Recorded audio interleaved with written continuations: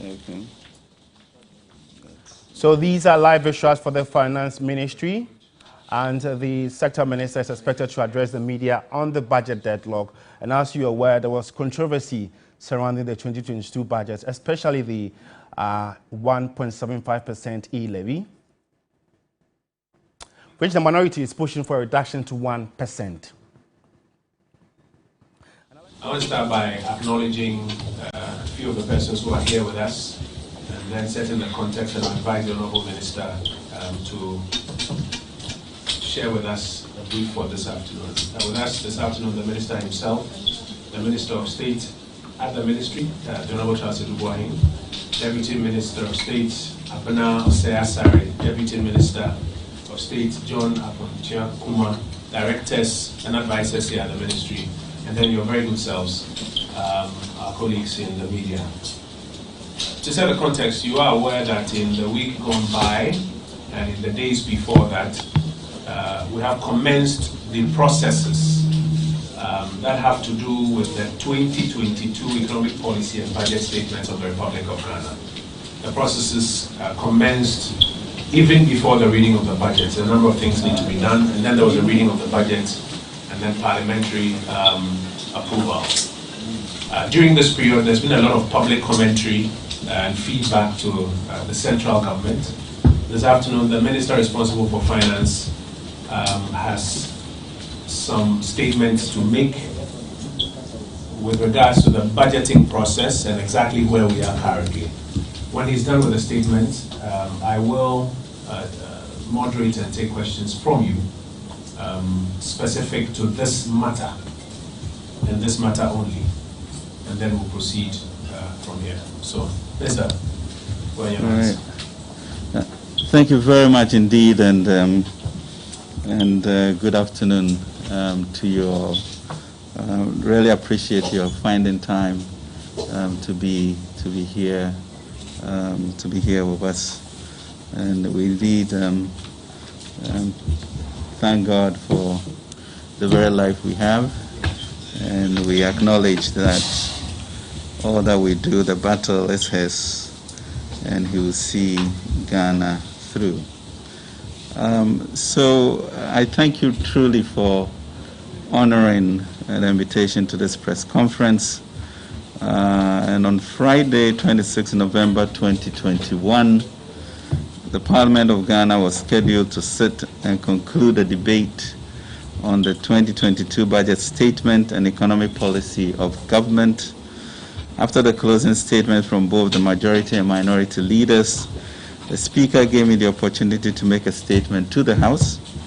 During the statement, I pray the House to be given the opportunity to engage further with the minority on the demands they have raised in their closing remarks.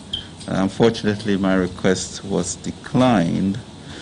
I had requested this opportunity to engage the minority because I believe that the tradition of consensus in approving the budget that we had nurtured over the last 5 years was important for our national resolve and determination to be united in transforming our society.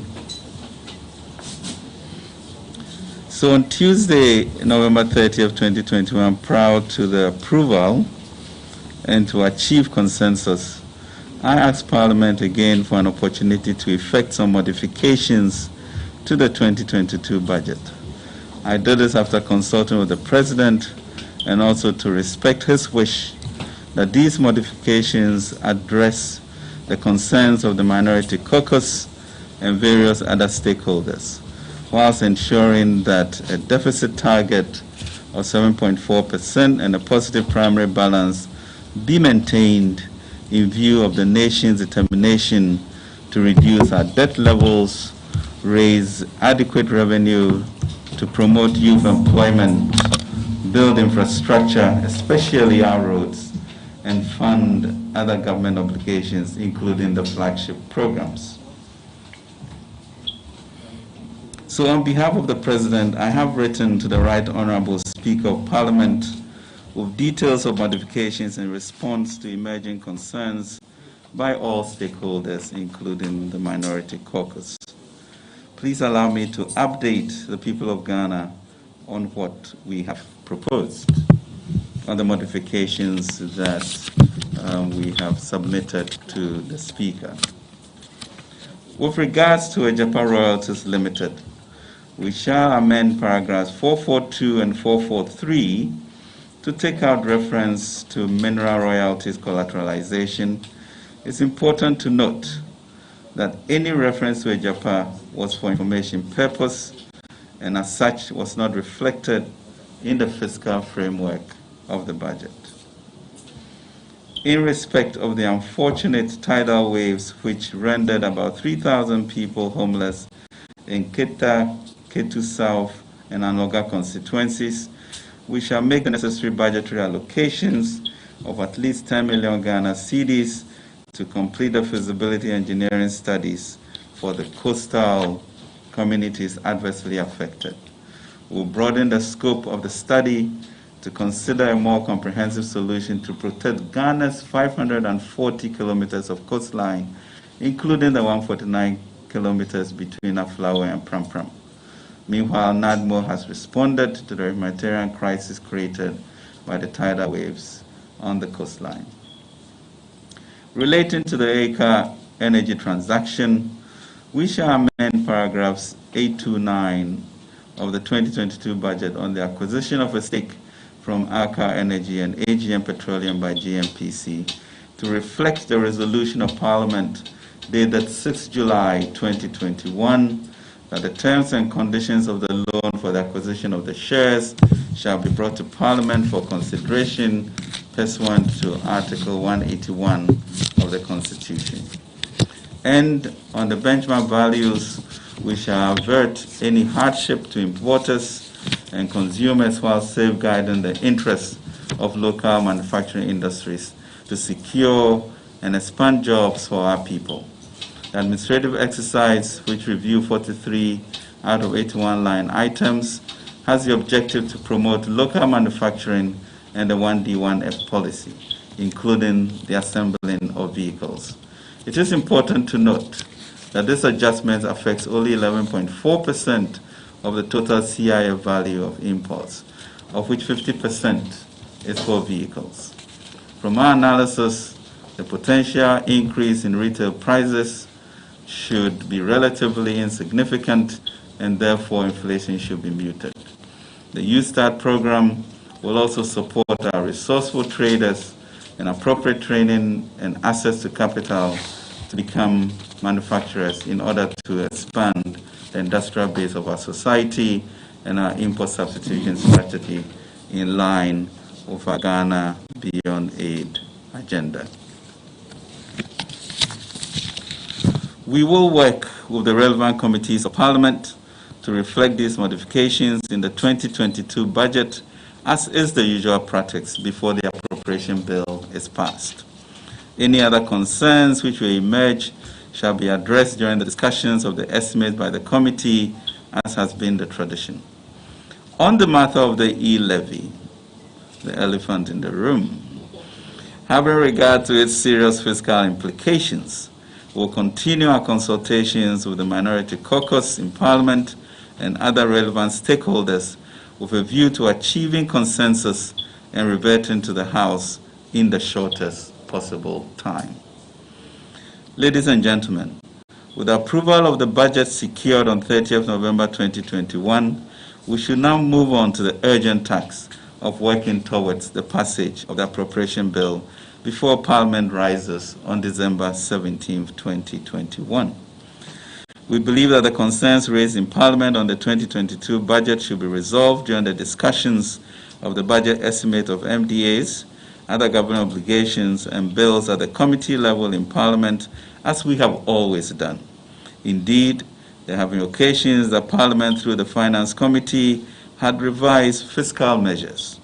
There have also been several instances that estimates of some MDAs have been revised to reflect recommendations of the committees of Parliament.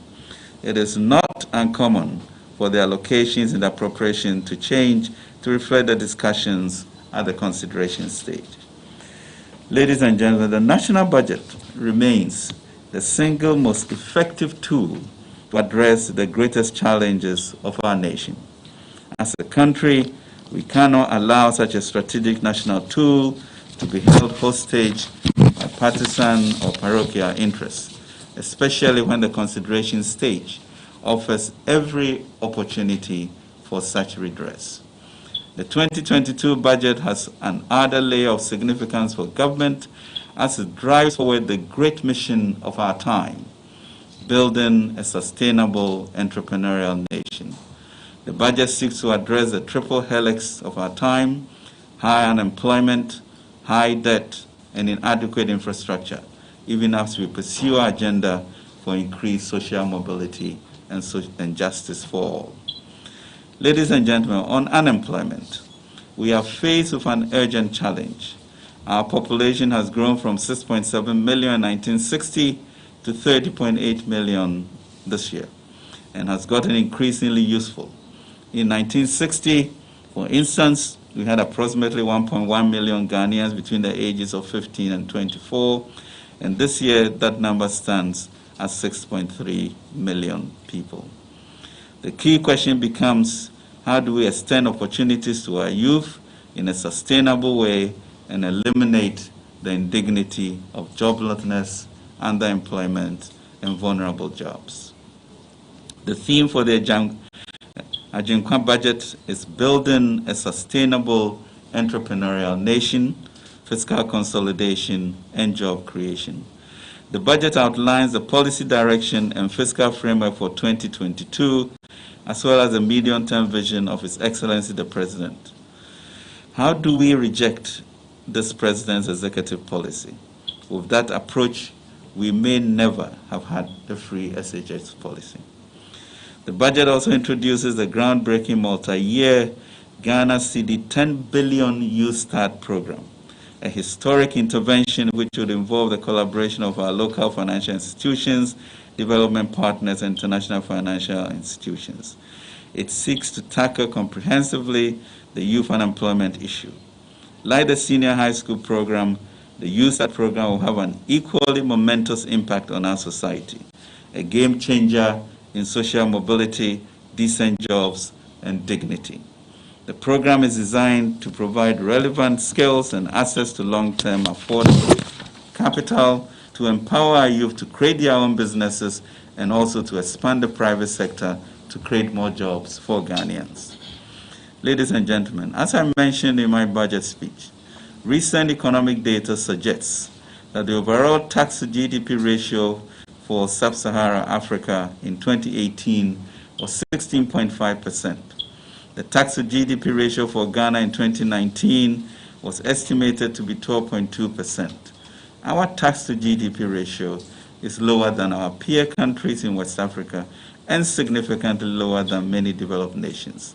South Africa 26.7%, Senegal 16.4%, Sub-Saharan average 16.5%, and Ghana 12.2% in 2019. Ladies and gentlemen, these statistics are a poor reflection on the country and highlight the need to change the narrative. We cannot continue to depend on such a low tax base to generate adequate revenue, service and reduce our debt, to build our infrastructure, especially roads, and to create needed jobs for our youth. The future is therefore one of sacrifice from all of us and burden sharing as a people with one language to transform our republic. Furthermore, out of about 18 million potential income taxpayers, only 2.4 million persons, approximately 8% of the total population, are registered as personal income taxpayers as of August 2021. Only 45,109 entities are registered as corporate taxpayers, while 54,364 persons are registered as self-employed taxpayers at the Ghana Revenue Authority. And there are about 17 million registered voters and about 19 million active mobile money accounts. In using the 17 million registered voters or the 19 million mobile money accounts as a proxy for Ghanaians that are of adult age and economically active, and comparing to the 2.4 million Ghanaians who pay income taxes, we are confronted with the stark reality that the structure of our economy is quite informal, unlike the Western economies, and as such, the traditional tax handles, the personal income tax, also known as payee, may not be as effective in raising the required revenue. Ladies and gentlemen, we are determined to enhance domestic revenue mobilization. The essence of our proposal on the e-levy is to widen the tax net and generate the required revenue to support entrepreneurship, youth employment, to build our infrastructure, especially roads, and reduce our debts. Permit me to emphasize that the e-levy represents our greatest opportunity to, in the medium term, broaden the tax base and meet the tax to GDP ratio of 20% as it pertains among our peers. To lessen the impact of the e-levy on consumers and subscribers, especially the more vulnerable, we shall work with all stakeholders, including the techos, to ensure that we respond to the needs of the people. We shall also ensure that administrative measures will be taken to avoid attempts at evading the e-levy taxes. The proposed e-levy is largely progressive. We have intentionally set the Ghana CD 100 threshold, covering about 40% of Momo users, mindful of the need to exempt vulnerable groups while continuing to encourage the development of our nascent digital economy. This, to a very large extent, would ensure that a significant number of Ghanaians, low-income earners in the informal sector whose daily transactions fall below the 100 CD threshold are totally exempt from the payment of the e-levy.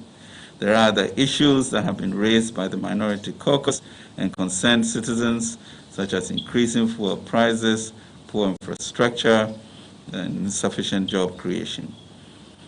We expect this budget to tackle all of these issues. The provision of the threshold demonstrates a caring government, the actions of a government that has since 2017 implemented some of the most innovative social intervention that this nation has ever seen. As you can see from the budget, various measures have been outlined. We'll continue to remain people-centered in our transformation agenda through the e-levy and other revenue financing sources. We will be establishing the unprecedented 10 billion Youth Start program, our vehicle to remove the fundamental impediment to the growth of enterprises in Ghana, access to capital.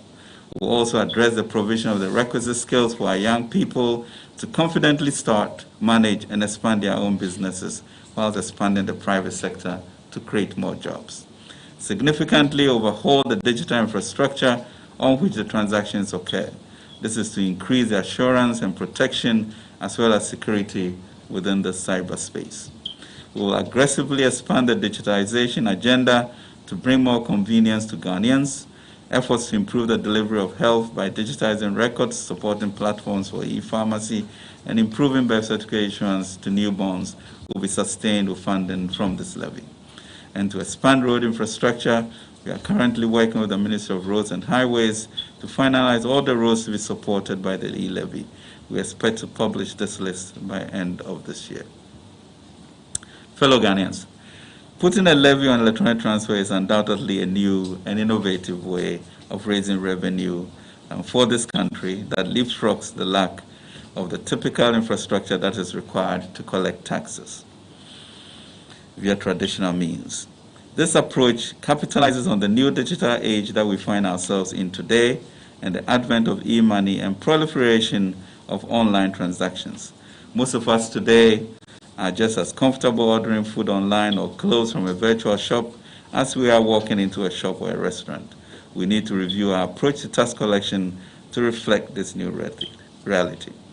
But of course, with all such new cutting-edge and innovative initiatives, we do expect to encounter some challenges during the implementation stage, as we humbly request that you all bear with us as we roll out this new way of revenue collection. We'll also set up call centers to receive any complaints and all suggestions. In this consultation period, we expect to listen more to such views and ensure that the mistakes that others have made are averted in Ghana. To protect the public purse, ladies and gentlemen, we have also heard an increasing concern on the need to be efficient with public expenditure.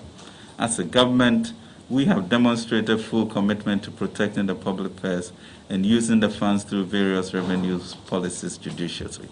But there's more to be done. In the 2022 budget, we have committed to consolidate our efforts through the following measures. The use of the Ghana Integrated Financial Management System in initiating and processing all requests will be strictly enforced. Additionally, GIFMIS will be retooled to enable potential contractors and suppliers to verify and confirm availability of funding for awards of contracts. Only items specified in approved MDA's procurement plans posted on the PPA website can be considered for procurement contracts, and ensuring that MOUs and agreements that commit the government of Ghana financially are first and foremost approved by the Minister for Finance. In conclusion, ladies and gentlemen, the full consequences of not passing a budget are serious. This would imply that from 1st January 2022, for government to continue work, we will need to obtain parliamentary approval to spend in advance of appropriation. Other than that, the entire government will have to shut down, which would mean, to name a few, no salaries for the almost 700,000 public sector workers, including nurses, doctors, teachers, personnel of the security services, no government services and other expenditures, including payment of contractors, uncertainties in the business environment, and pressure on the currency leading to currency depreciation. Furthermore, would have incurred devastating damage to our fiscal consolidation program, debt sustainability, and international capital markets credibility. Ladies and gentlemen, government is very committed to addressing the challenges we face as a nation and sustaining our recovery from the impact of the pandemic within our fiscal consolidation and debt sustainability. We have a very competent team managing the economy, and the prospects are bright. I believe that this budget sets us on a path of irreversible transformation, from dependence on the state to individual enterprise, from generation of job seekers to a generation of job creators, and from a place of inertia and uncertainty to enterprise, innovation, and progress for all. Let me express my deepest appreciation to Parliament for the continuous support we have received over the years. We will count on them for approval of the estimates and appropriation. We are also thankful to the Ghanaian people for their sustained interest in the process towards building our nation for today and the future. I would like to take this opportunity to send a congratulatory message to our industrious farmers and fisher folk for their tremendous contribution to the economy and development of the country. As you know, last year, the agri sector grew by 7.4%. We are truly grateful for your hard work in feeding this nation and delivering stable economy, muted inflation, and will continue to support you to achieve even greater feats. Let me also take this opportunity to congratulate the President as the Man of the Year in the Forbes magazine, continuing to show the beacon for Africa and the world. Ladies and gentlemen, I thank you for your attention, and God bless us all, and let us move with courage, with love, with self-discipline, and the good Lord will bless us and bless our nation, Ghana. Thank you very much. Honourable Minister, thank you for the statement. Colleagues, we'll do two quick things. For the benefit of our colleagues who are broadcasting in 2 minutes, I'll do a quick summary, and then we'll take your questions. Please indulge me there. But just to sum up, the Honourable Minister has mentioned about 6 major things. Number one is that, pursuant to all the conversations that have been going on, he has formally written now to Parliament, through the Speaker of Parliament, communicating the modifications which he mentioned will be included in the budget that was approved on Tuesday. You will notice that in that conversation there were about 5 things that have been mentioned by the minority, but this afternoon he's mentioned about 7 things, because we are consulting and engaging with a broad spectrum of stakeholders, the minority and other stakeholders. So you notice about 5 of the issues raised by the minority and about 2 things. He spells out what government's position is on all of those ones. And then for the electronic levy, he mentions the fact that the engagements will continue. He also talks about the inadequacies of our revenues generally to meet our very legitimate needs as a country, and why, therefore, it's important that we work to raise some more revenue using the e-levy as a very innovative tool there. He also makes the point that the most important policy proposal in this budget is this U-Start program. And it appears we all have moved away from the biggest problem which we are trying to solve, and we are all having a conversation on one revenue measure. But the biggest challenge we're facing as a country, which we've all been talking about, we saw you all running programs on it on your TVs, etc., is unemployment. And this budget spells out the most significant program to deal with it. And I think the Honorable Minister has spoken to that one. Again, the seventh item, expenditure rationalization, it wasn't part of the 5 issues that have been raised by the minority. But you notice that the 5 issues plus benchmark plus expenditure rationalization are the 7 major issues that he's speaking to this afternoon. He's spoken about what to do with it. And then he concludes by talking about the consequences of not passing the appropriations or estimates. Because we move from the approval of the policy, we are now going to do estimates and appropriations. And it's important that we all rally behind the flag to achieve this. But so more broadcast with Minister Acheche Nyamabe and Sumudi kind, and the minister to say what Trokrata for Parliament, what Trokrata for Parliament formally. As a Kratano, the womb any and someone a briar who budget no, or Kase Yendani any cacao budget now or the Kotu, Potokasam, yes, modifications. So like I had that Parliament approval policy, no. The Speaker can say the budget is approved subject to Sa and Niemano. And said, if you look at any other Lord of Woman, no master said, Sa Niemano, and Trump and by. And the minister Trokrata and the court parliament, and on what you were saying. It also, you know, in some you know, Lord of Woman can was a name, so the minister can send soon and was some. A no more can was a moon nine.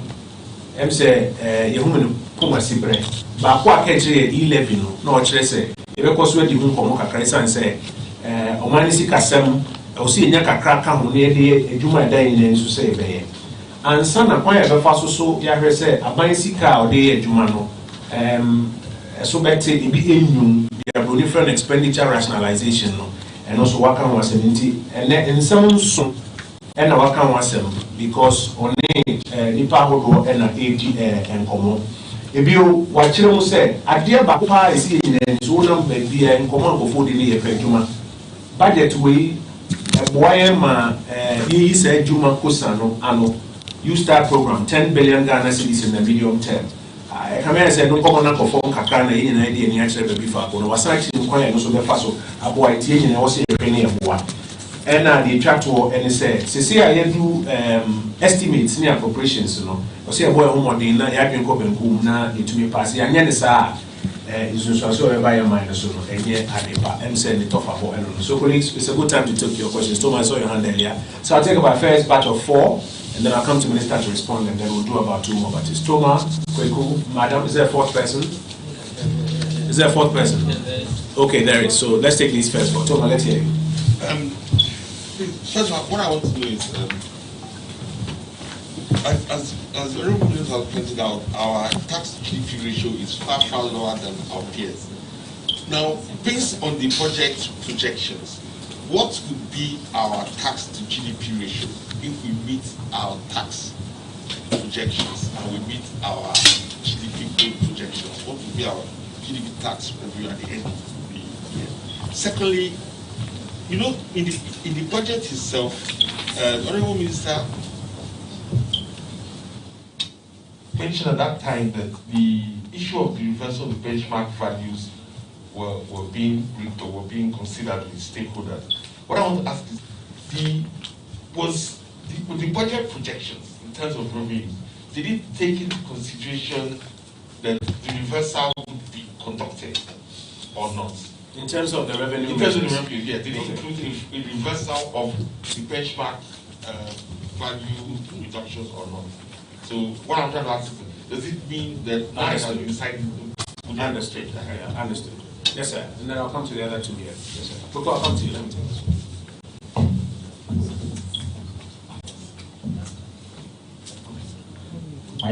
Maxwell Adopia from Daily Grant.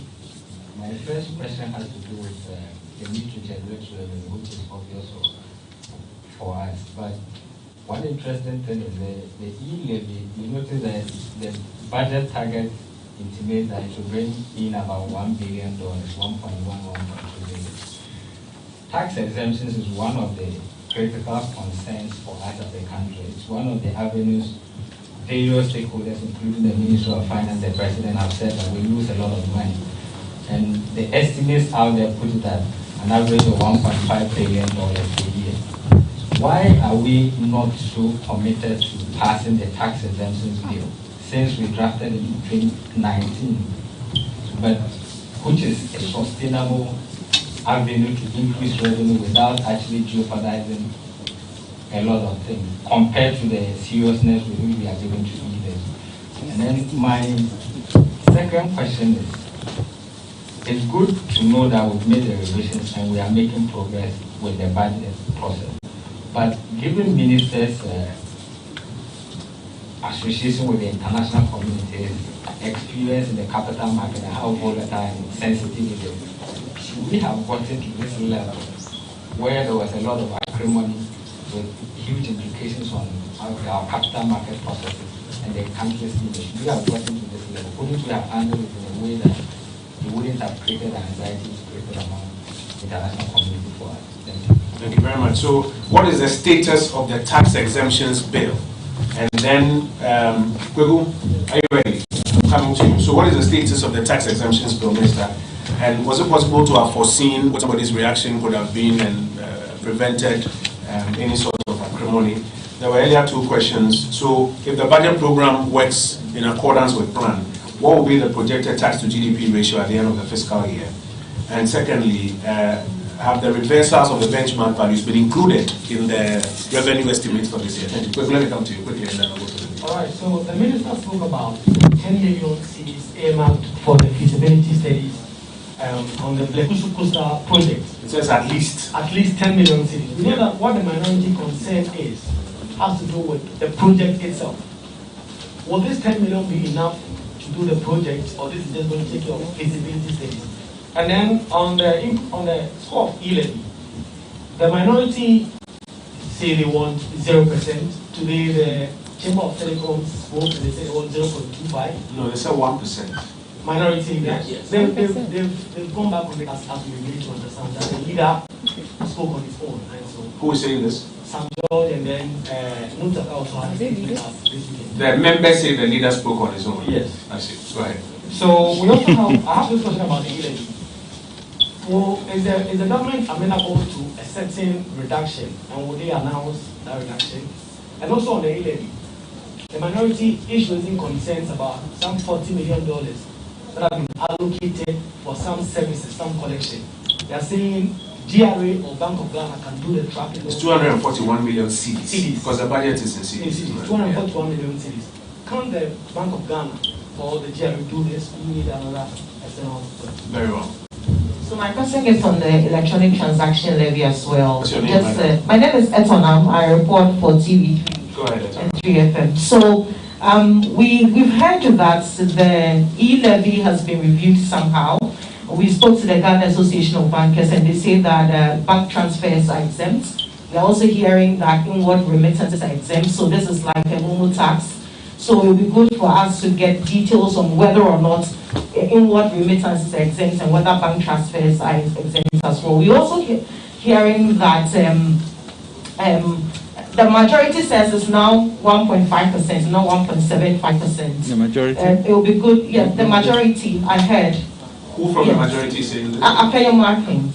He said that it's been reviewed from 1.75% to 1.5%. It will be good for us to get details on that. We're hearing stakeholders saying we're expecting 0.5% since this is a new levy. Are we not already paying communication service tax? There are concerns that it's the same thing we are having to pay again. So it will be good for you to respond to that. Okay. So, Minister, will 10 million Ghana cedis be enough to complete the Blekusu project? By the way, Minister mentioned at least 10 million to commence feasibility works. And then there's a question about the e-levy, whether it's 1% or it's 0% or how do we reconcile the two. And then there's a question about what is the 241 million Ghana cedis programmed in the budget as e-levy related expenditure. What is it for? Because there's a claim that it is for the services of a private company to do that. So some clarification would be helpful. Yes, Minister, we're in your hands. Thank you very much indeed, and thanks for the questions. I think that one of the first questions was the expectation really is that with this new tax measures that we have, we actually will be able to move to just around 16 to 16.5% moving towards 20.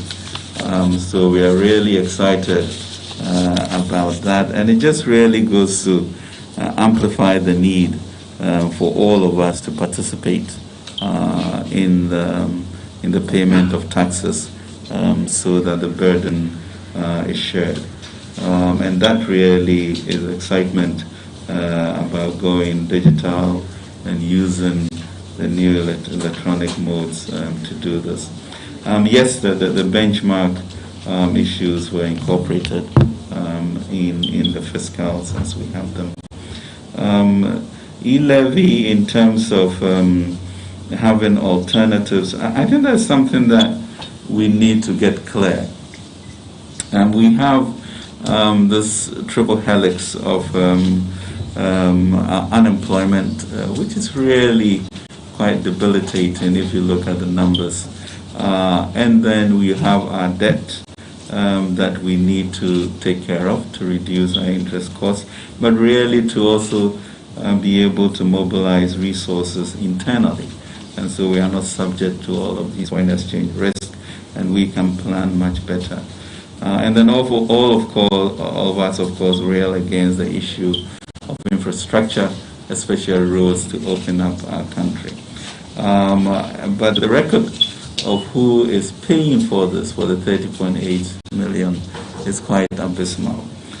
So the nature of the e-levy itself, gentlemen, enables all of us to be roped in and to understand the sacrifices that we have to do if we want to move to a nation with a commitment to transform ourselves and break the back of these problems that we have inherited, and just a new dawn and a new beginning to go forward.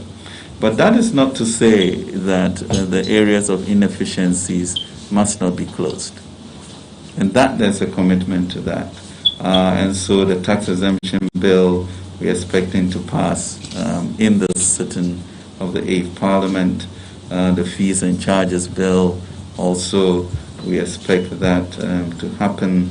And so all of that then goes to reduce, sort of the volatility and the uncertainty on our revenues, and we can plan and do things better with everybody contributing their quota to this. So philosophically, we also, as I mentioned, have realized the way in which the nature of commerce is going, and therefore tax handles are going to change. We better move into that regime now and begin to understand the issues around them and perfect it as we move forward. And there's no better time than now. I think it's been unfortunate with regards to the responses and what has occurred in Parliament, increasing sort of the volatility in the marketplace and the widening of our spreads in the international capital markets. Yes, it could have been done differently. And as I mentioned today, under the instructions of the President, I sent a letter to the Speaker on the modifications that are required for us to move forward in harmony. So of the 5 areas that the minority have brought to bear, and what we have also heard in the public, we sought to address at least 4 out of the 5. And the real issue of the e-levy, to really continue with the consultation and see how we can find a way to come to redress.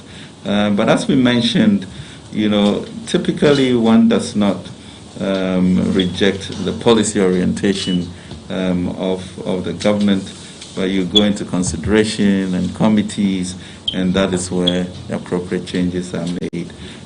So we pray that as I sought consensus from November 26th, then successfully on November 30th, this will lead to the House sitting, the estimates being looked at, so that we will meet the December 17th deadline when Parliament is rising, to avoid the untold hardships that may occur. So it's unfortunate, but in the life of a country, all of these things are experiences that we learn, and the public then become a good judge for the politicians in terms of how to manage situations of this nature. I think the issue of Keta, Ketu South, and Anlogan is quite clear with us, and therefore the humanitarian issues will be taken care of. But there's a need really to sort of conclude a thorough feasibility study on it. In reality, we have about 540 kilometers of coastline, and between Aflao and Pram is about 149 kilometers that we have. In sitting in this chair, in this office, I have seen sea defense projects, somewhere between 3 and 500 million CDs for, let's say, 5 kilometers of sea defense. Now imagine that through the 544, let's say 100, if you want to be simple about it, that then results in what? Maybe 40 or 50 billion US dollars. So there's a real need for us to also really dig deep into understanding the type of technology that we need to use to make sure that we protect the coastline. So I think there's an added urgency to do that and to review the cost of any such projects. But in terms of what we have to do immediately, I think that is going to be taken care of, and we are very committed to that. 241 million.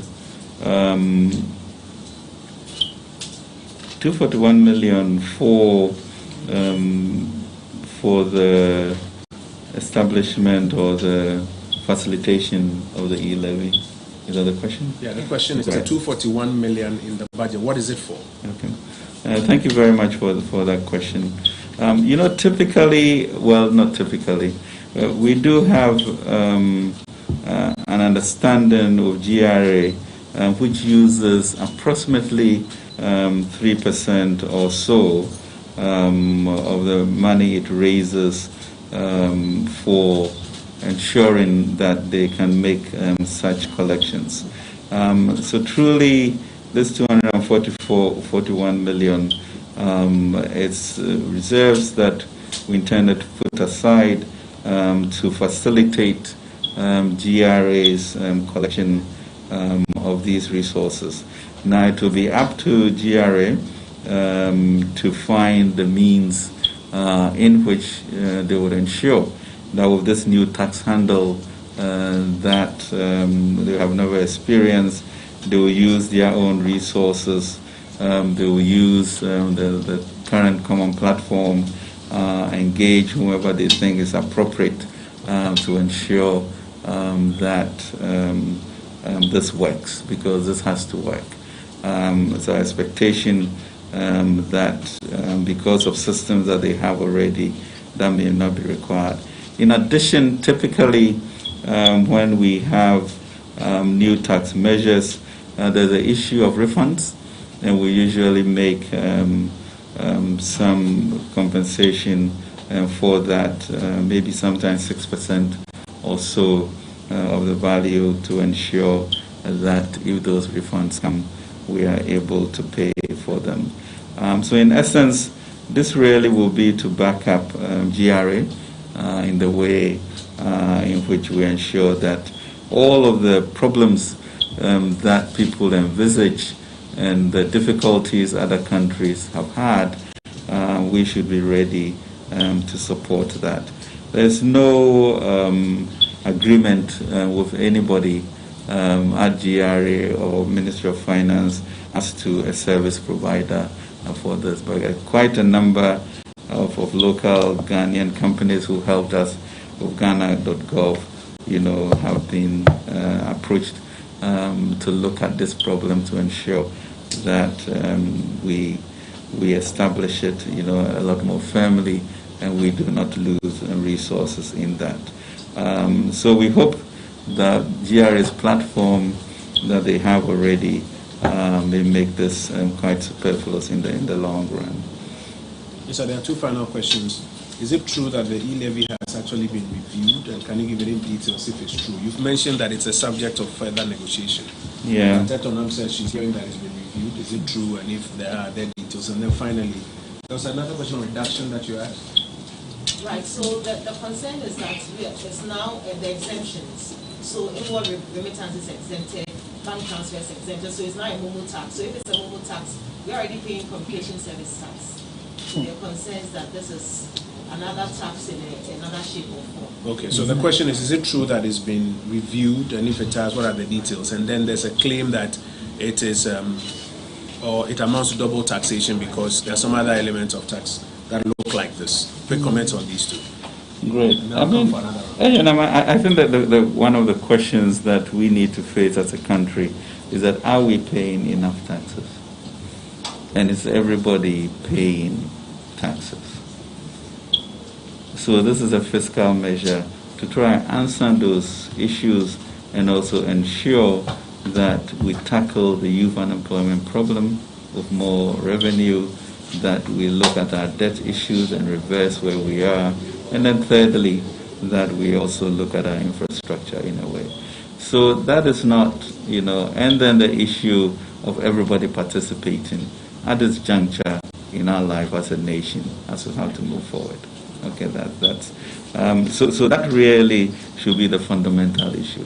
Will this enable us to meet these demands that we as a nation need to tackle?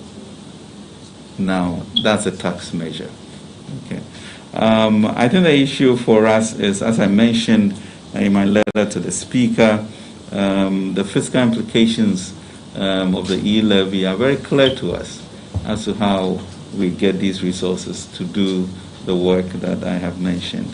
And so the consultations are still going on with stakeholders, widely, to find means in which we can agree, we can look at the fiscals, ensure that the 7.4% deficit is attainable, that by 2024 we are back to the FRA of 5%, etc., and that our debt levels are going down. So it's not an inconsequential decision, and we'll continue really with urgency to make sure that we get back to stakeholders and minority caucus, in the shortest possible time. With regards to the minority moving from 0 to 1%, etc., I can't say much about that. So just a bit of clarity. So as it stands, the e-levy is still 1.75. The e-levy is still 1.75. We're in serious consultations, keeping clear about the fiscal implications of what it will mean. And then the coverage still, bank transfers are covered, and inward remittances are covered. All that has not been reviewed. I think, as Minister has mentioned, I know, I'm giving you the clarity. As Minister has mentioned, it is a matter that is at large for negotiations. I think it will help those discussions and the broader public education if we don't begin taking some fixed positions on it. The minister has mentioned that it's at 1.75. We've heard things in the public domain about 0.5, 1%, etc. But let them finish the conversations on it, and then we can have some definite matters. The last batch of questions, and this time I'll explain to about 6, and then we'll wrap up. I want to take quick hold on, because I've heard from you earlier. Let me take those who haven't spoken, and if I have an excess, I'll come to you. There are 2 at the back who haven't spoken. Then there's a call here, 3, 4, 5. That's find out right? 5. Is there a 6th? Else I'll go to Kweku and give him the 6th. Kweku, so I'll give you the last word as a 6th. So let's start from this end, and let's be snappy, please. Good afternoon, Minister. My name is Joshua from BNLT. So, given the going back to the e-levy, how long do you think it's going to take for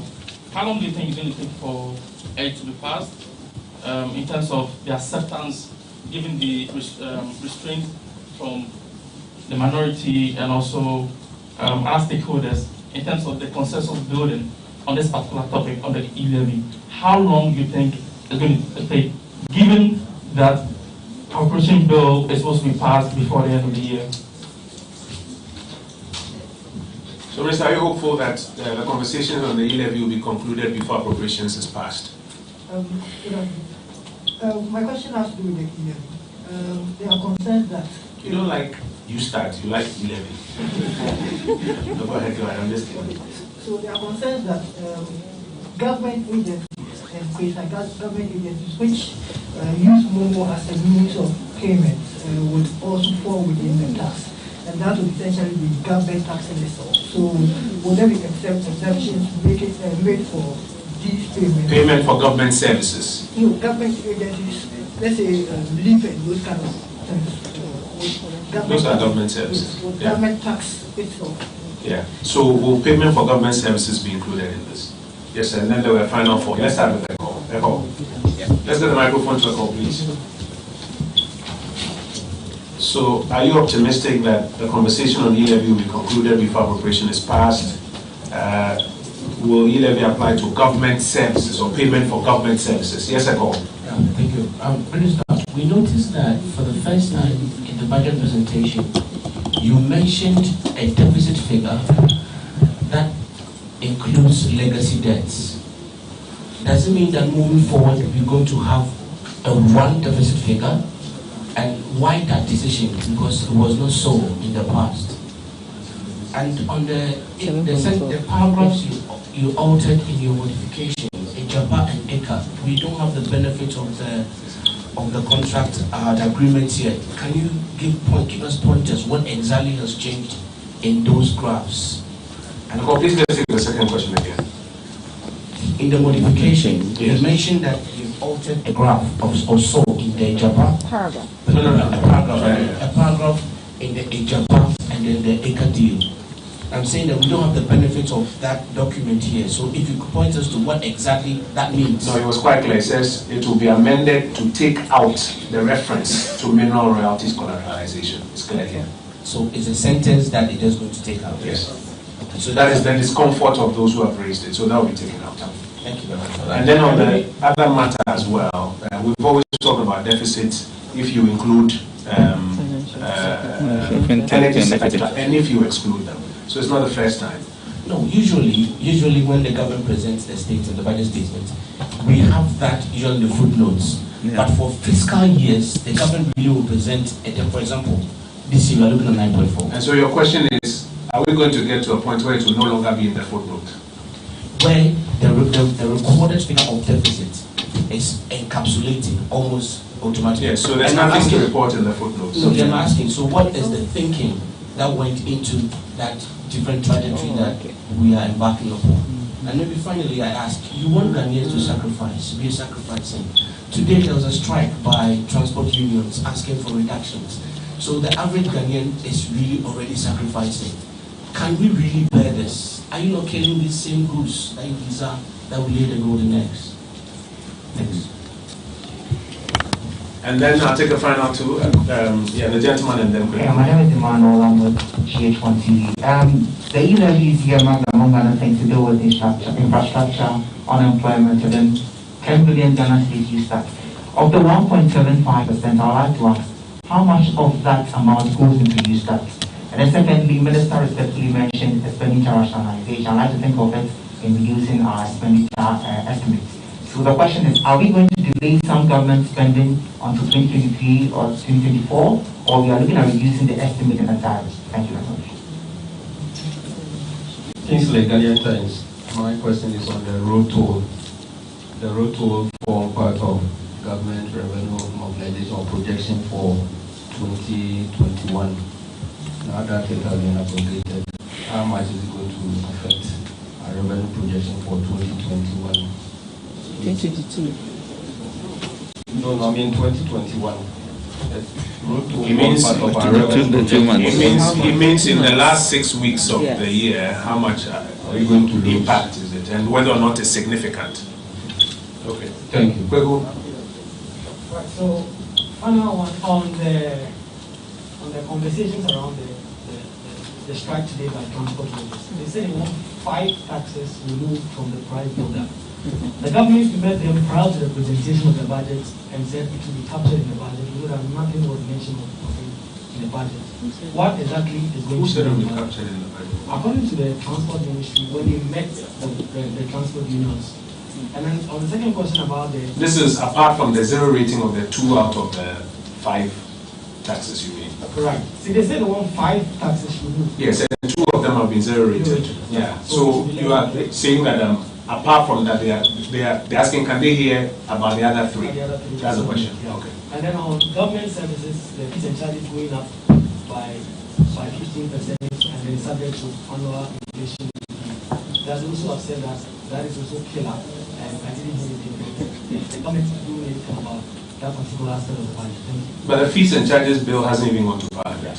Okay. That's what they do. And I guess part of what Minister is saying in his earlier statements that there are things that, apart from the policy, you now come with the specific measures, during which period you can have the specific conversations about those ones. Minister, when you ask for it, all right. Thank you very much indeed for this. I think Joshua talked about the consensus building, and that's really sort of an important attribute of our society, and that's our sociology. And we have done that successfully since 2017. So it's quite unsettling where we are today. But, given that we've been able to accommodate 4 out of the 5 and actually done a bit more on other issues, I'm confident that we should be able to come to a consensus and be able to have the House rise at the right time on December 17th. So that's my prayer to the good nature of ourselves. And what we've gone through these 10 days, I guess, would enable all of us to calm down and see the greater good of the country. E-levy, government services, really government services will look, in terms of government taxing itself, that would be exempted from that. Mr. Minister of State, that's correct, is that right? Government services will not be taxed on itself. So that's that. Then I call raise, some fundamental issues that Minister of Information has answered. But I think for the narrative and the conversation, we are not, as a country, an island. And I suppose when you read, you would know the issue of global supply chains and its effect globally, and therefore its impact on inflation. You know the issue of fuel and OPEC stance, and America even having to release its reserves, all of that. And then our import content as a people with regards to importation of about $2 billion worth of food and flowers and toothpicks and all of that stuff. And then who pays taxes and who doesn't pay taxes. So those are questions that we ask ourselves as to what type of austerity do we need to be able to break through this colossus of debt, of unemployment, and of infrastructure. And what is it the nation has to do at this point in time to be able to get through? I think if you look at the past 2 years and the type of, the extent to which government went to make sure the lives and livelihoods were saved, and if you look at social interventions since 2017 with regards to senior high school, with regards to national health, with regards to the LEAP program, with regards to free water and whatever, you can't pretend that nothing has happened. I think we've done the most roads also in the period than any other government. So we need to confront that and say, how do we now all participate in this burden sharing to go forward? Because we can do it. And the charge now is we are at this junction, we are a people of great resolve, we are the Black Star. What is it that we have to do? Lock hands together, circle the wagons, and say that we'll break this helix. And that's a conversation that we should be having around. If you look at the youth, and whose child should not be working? And what is the indignity of staying at home? And what is the cost to that person? So an intervention of 10 billion cedis, which is historic, never been done before, with that type of impact that senior high school is also having. It's going to change the way in which dynamism, innovation, self-confidence will come to our country. And we want those legs to be moving. So 0.25% of the levy is almost equivalent to 1 billion cedis, which we have committed to do the next 3 years to make sure that the issue of access to capital, training, and technology are available for people to be entrepreneurs as we build an entrepreneur nation. But even if not everyone can be an entrepreneur, private sector with more resources will expand to be able to absorb more people. And that really, I think for me, the Youth Start program is what gets our common humanity in place, and to think for the reason, for the sacrifices that we have to do to move to the next level of middle or high income country. And that's just the reality of facing the world that we are in, and we as a people saying there's nothing to fear but fear itself. And let us go for high achievement so that we can really break through this perennial problem. So that's how I look at it, and the old talk about,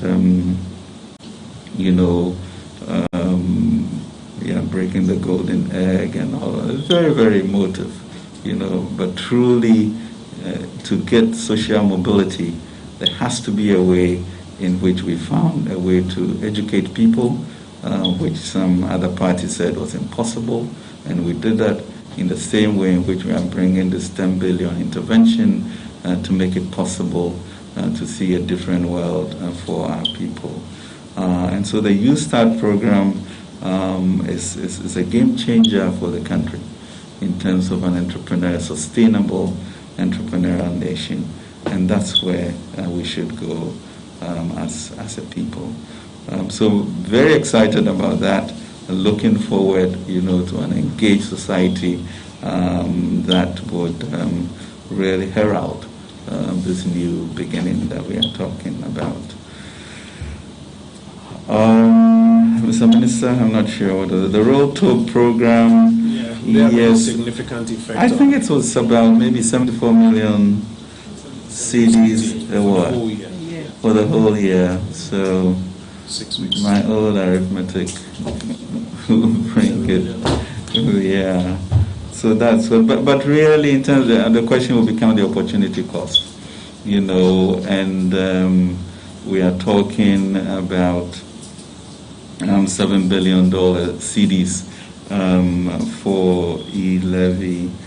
And so you begin to sometimes ask the question, why would somebody ask about a 7 million CD problem when we have this gargantuan issue of moving the nation ahead and with that? And the issue of the road tolls, I think there were some things which really were quite pernicious. The issue of pollution and just the hassle of sitting in a trotro, sweating, and being in traffic for that long. I mean, that's not the way to get to work, you know. So for us, I think eliminating that and looking then into the future for these PPPs, which are then real highways, to then toll them, we think will be of more impact and effect than what we have there. So that will be the reason, and that really is the cost to us.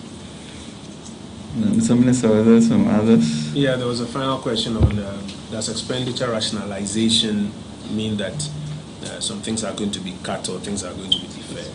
Yeah. You know, I think we laid out some of the issues in terms of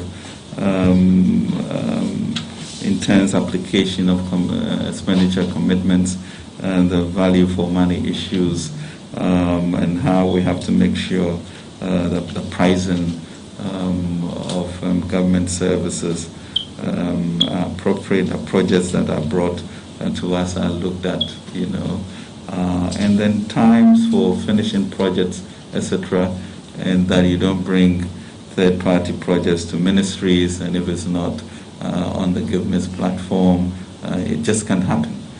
So you, the contractor, should beware that when you go and somebody gives you a contract, check on the website whether it is actually part of anything at all, because it just won't have the resources for that.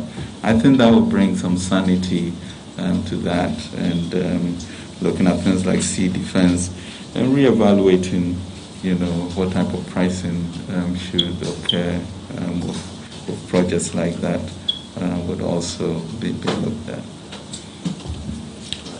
Mr. Final words. No, go ahead. Go ahead with final words. Beg your pardon?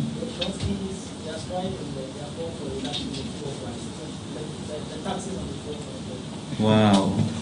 There's a 4 p.m. meeting today. Yeah, I think there's a meeting later this afternoon, so I guess I'll be briefed on that, on exactly, you know, what the impact is and what it means, and the conversations about world fuel prices and what the build-up, etc., to see what we can do. Yeah. Yeah. So this really, and thank you very much for coming and listening to us.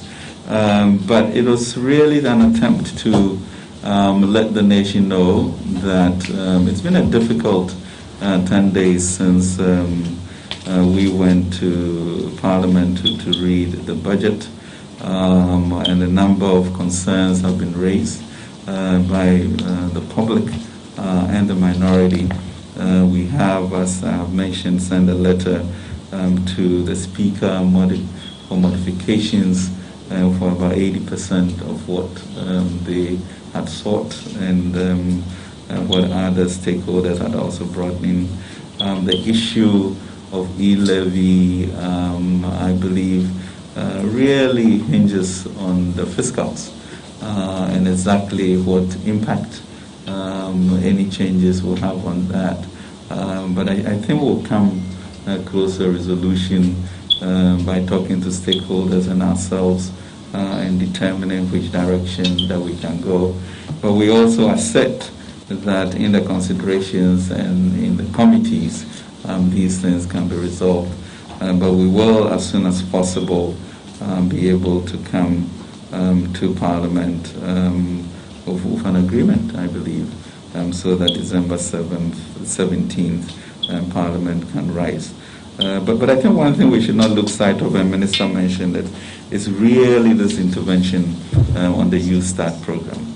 The whole issue, if you look at each district or if you look at each constituency, and you see our youth not employed, and to come up with this historic intervention that we all should look to support and raise with the same enthusiasm in which we did for senior high school.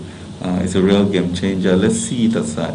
Let's be the children of Issachar to be able to read the times that we are in and understand the issue of sacrifice, the issue of burden sharing, the issue of all of us paying these taxes, and so that the back of debt, the back of unemployment, and the back of infrastructure will be broken. And I'm sure we, the good people of Ghana, the Black Star, will be able to do that. So I am excited about the future. I'm confident that we can get to a consensus that will meet everybody's needs, and Parliament will be able to do its work. Thank you very much indeed. Honourable Minister, grateful colleagues, thank you for your time, and we look forward to you informing the country that the Minister has written to Parliament